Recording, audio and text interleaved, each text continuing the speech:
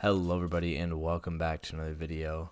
Today I want to start off talking about aim assist, as there's been a lot of clips and such on Twitter, and I kind of want to give my opinion as well as show you those clips and also throw in a few pros opinions and kind of talk about aim assist as a whole and how it really affects the game. But there is going to be some kind of clip review at the end of the video, as this is the pop-up cup from today or yesterday for you guys. However, I only got about 4 games in, and then my internet cut out, and then by the time I got back on, the servers were down. So there's not really a whole lot of high point games. However, there are still a lot of good engagements, and the last clip I really want to talk about is one where I messed up, and in my opinion, if I would have done a couple things different, I could have probably won the game, or at least gotten pretty close. So I do want to go over that. However, I hope you enjoy the rest of the video.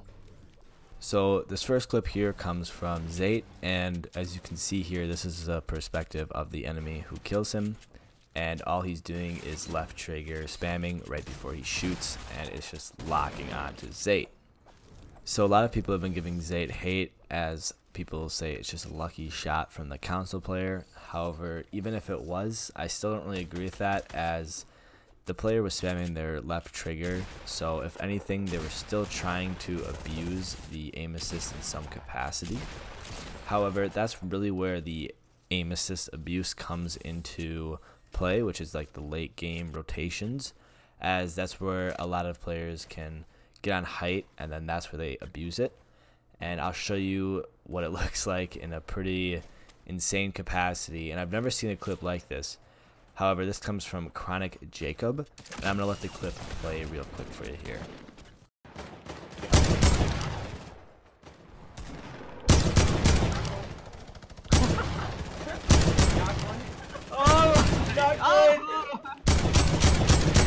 Crazy on him. Go crazy, go stupid, Got him? Oh! Yeah. Oh! Yo, I gotta finish it off, please. Is he white? Is he white? Let's Pickaxe, yeah, he's close. No! No! I'm sorry, he might get beamed out the air, bro.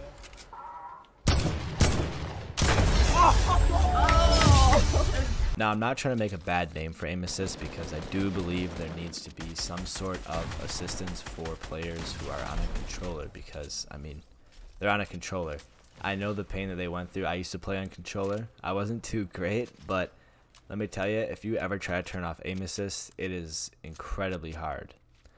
However, as you can see there, that really shows the power of how good aim assist can be if you know how to abuse it. And that's personally what I don't agree with.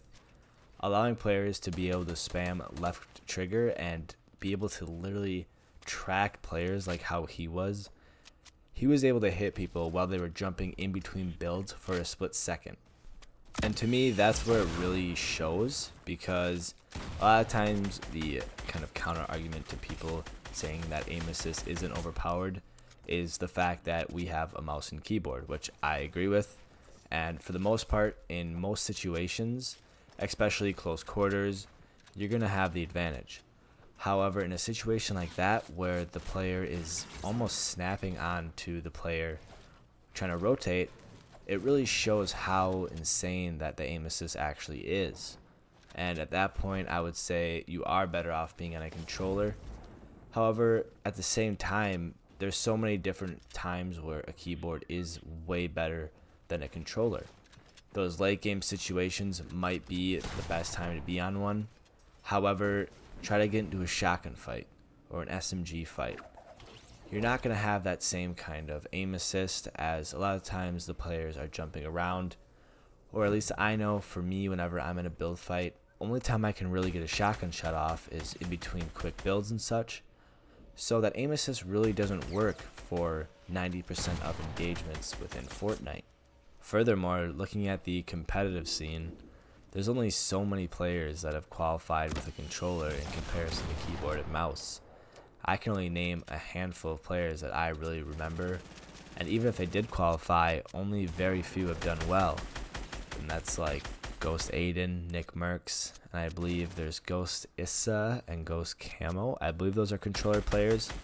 and I haven't really heard much from them. I know they're really good and they were doing some of the EU scrims, but I don't know how much they have won in tournaments and such. But speaking on that, that's only a couple of the console players that I know that are super good in comparison to the hundreds of PC players that I can name for you. So in my opinion, that really goes to show the limited amount of situations where aim assist is really going to benefit you and take you to a higher level within Fortnite. So Kayun put out a tweet the other day that said, "I really don't understand this debate between controller players with aim assist versus PC players. Like, dude, they're playing the game using 2 plastic sticks. If you're a good PC player, you're going to hit your shots anyways. And if you're not, go play some CSGO, please." And I 100% agree with that.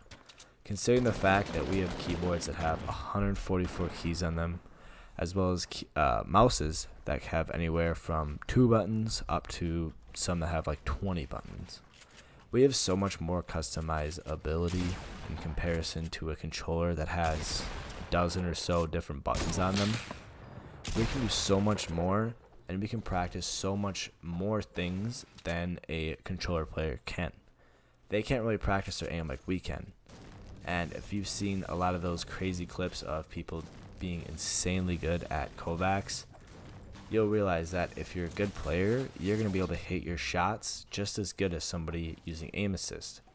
However, that doesn't mean I really agree with players being able to abuse it, because at that point there's no skill involved.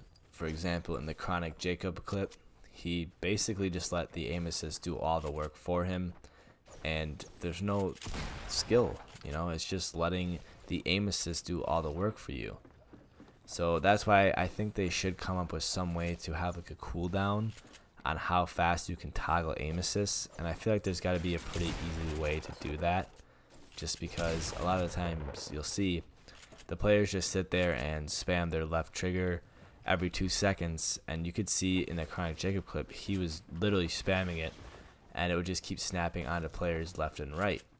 And for the most part, there's got to be some game out there that has had this problem, or at least somebody out there smarter than me that has a way better solution, and hopefully can kind of fix that, because I don't really think it's that fair of a playing field if players can just snap onto you like that.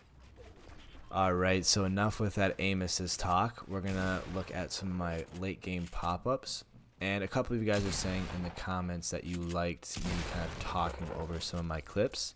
So let me know what you guys like better. Do you guys like a little bit of discussion, or do you guys like more of the kind of analyzing my gameplay and such? Or do you guys like a little bit of both, like what I did with this video? Let me know down in the comments, because I do really want to know, as I'm trying to shift my channel more towards longer videos as well as more gameplay. So there's going to be a lot more time for me to talk in each video. So I do need your guys' opinions on what you'd like to see.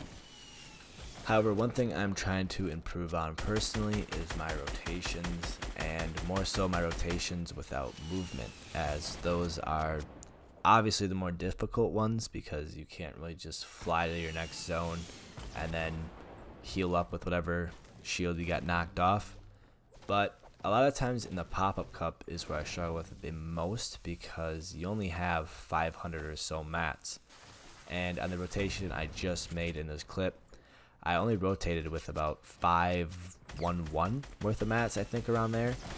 And if the other guy that was next to me didn't place on a jump pad, I would have had to kind of run out in the open, as I can't really spend too much mats, as I don't think there's enough mats that you can really hold in total in these pop-up cups to rotate like far distances, especially as far as I had to go in such a small circle. It's just hard, especially when you only have less than 1,000 mats. But that is something I'm trying to work on, and it is difficult, but it is one of the most important things, because they are the harder rotations to make. Here I had a pretty easy rotate though, as the zone was on this side, and what I kind of did here was there was a little bit of extra metal from the guy who died next to me, so I was trying to utilize as much as I could so I could kind of restock before I went on to move.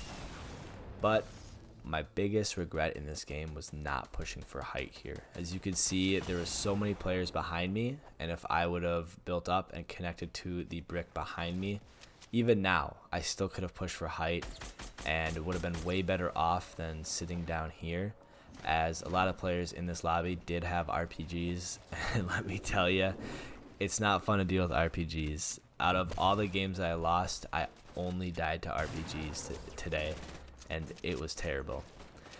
However, it is one of the most OP spots to be in these late game situations because you have a view of the entire map and you can shoot at whoever you'd like. In comparison to me being down here, I really don't have too much to do, and I kind of have to pick at players where I see fit. However, it wasn't really a great spot for me to be in, but I did have a little bit of mats here, so for the most part I was sitting pretty well. However, as you'll see here in a second, I choked big time on my edits, and that is one thing I now need to go into Playground and work on, those weird angle edits, because as you'll see here, I'm kind of up against the wall, and I think I messed up 3 times before catching an RPG to the head. Alright, so that is going to be the end of the video there, guys. I hope you did enjoy. Make sure to leave me some input down below, as well as what kind of content do you guys like to see better? Do you like to see pub gameplay or the more scrim or pop-up style gameplay? Let me know down below, and I'll see you all in the next one.